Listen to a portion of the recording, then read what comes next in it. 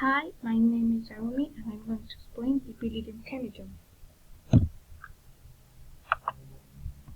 The taxonomy of Dipylidium caninum is kingdom Animalia H. Platyhelminths class Cestoda, order Cyclophilidia, family Dipylidium, genus Dipylidium and species Dipylidium caninum.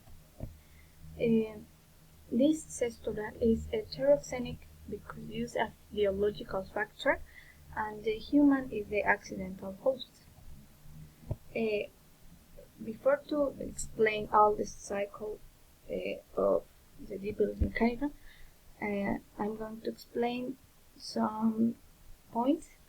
For example, the proglottids are each of the morphological segments into which the body of worm is divided. It means that that and that and that and that are the proglottids. This part is a scolex and it has 4 oval suckers. The rostelium is armed with 1 to 7 circles of thorns depending on the age of the worm. The Dipylidium caninum has the dog and the cat for principal host, but the human is the accidental host. For example, the children, because they are most in contact with the pets. And the dog's tapeworm is a parasite that in adulthood lives in the small intestine of the host.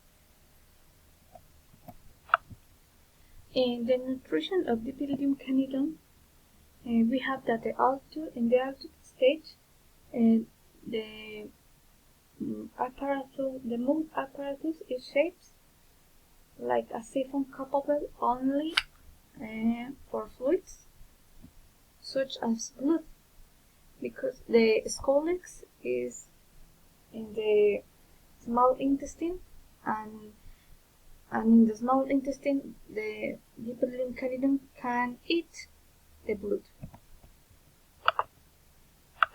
In the reproduction of Dipylidium caninum, we have that each proglottid have one pair of vagina, ovary, Bacillin glands, several sacs, testes, and vas deferens. It means that the Dipylidium caninum is hermaphrodite.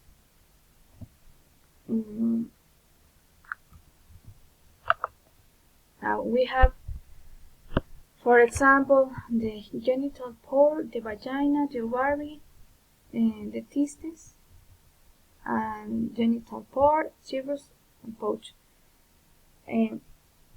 As we comment before, each proglottid have 2 vaginas, 2 ovaries, 2 testes, and the egg capsules are found in the proglottids and contains 8 to 15 eggs inside. We have the evolutionary stage. First, the parent proglottid that I saw before, and the embryonic egg, oncospora, cysticercoid, scolex, and the adult. Aquí we have the adult, the proglottid.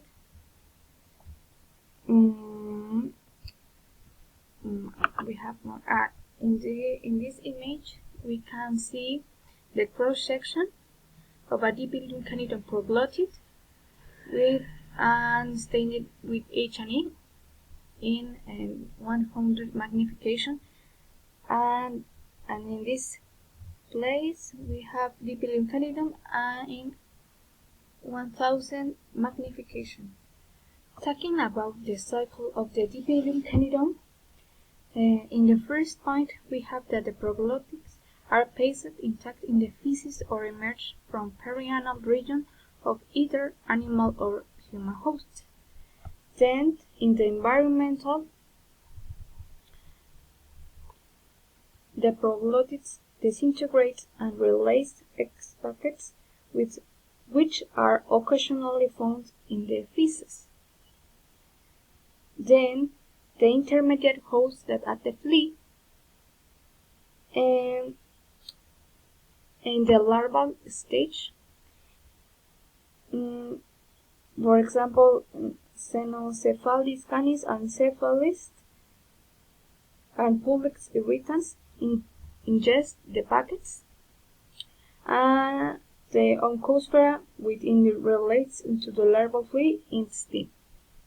The oncospora penetrates the intestinal wall and invades the insects in the hemocele. It means the body cavity, and develops into a cystic circuit. Then the cystic circuit remains in a flea as matures from a larva into adult.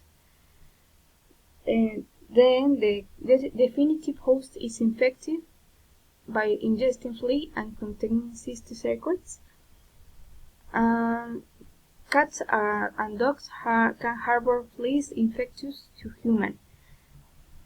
For example, the kids, and the incidental human transmission by ingesting the infected fleas. For example, that the children's that plays with the pets, and we have the colics that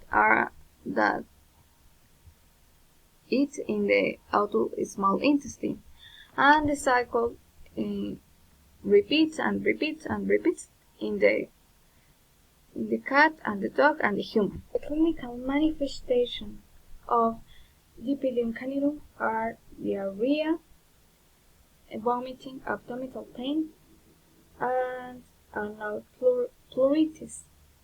The dogs that this behavior for the anal pleuritis. Dipylidium caninum have some types of damage. For example, irritative on the mucosa, traumatic on the intestinal wall, and mechanical by the obstruction.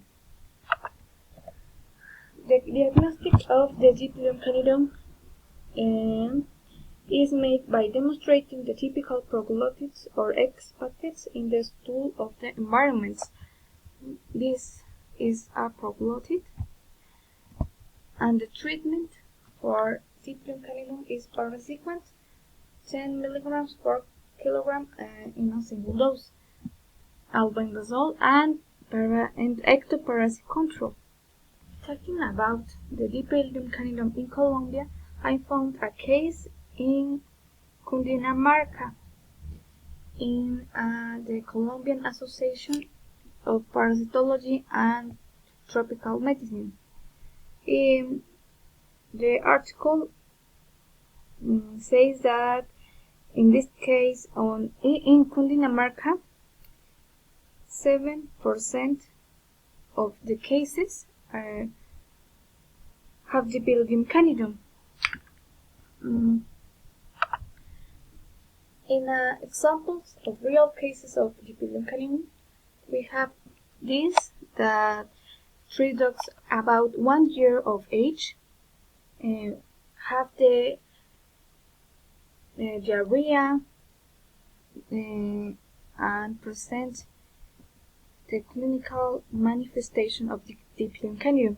Then the dogs were treated with parasequent 5 mg by kilogram orally, and then in the re-examination after a week, the faces were found negative for any parasitic eggs or rabbit segments. We have the zoonosis examples. For example, infection by Dipylidium caninum in an infant, and Dipylidium caninum in a 2-year-old infant. With these cases, I consider that it's important the prevention. the respect to the animal and the human, and take care of the kids, take care of the hygiene of the animal and the hygiene of the human. And it's all. Thank you for listening, and see you in the exam.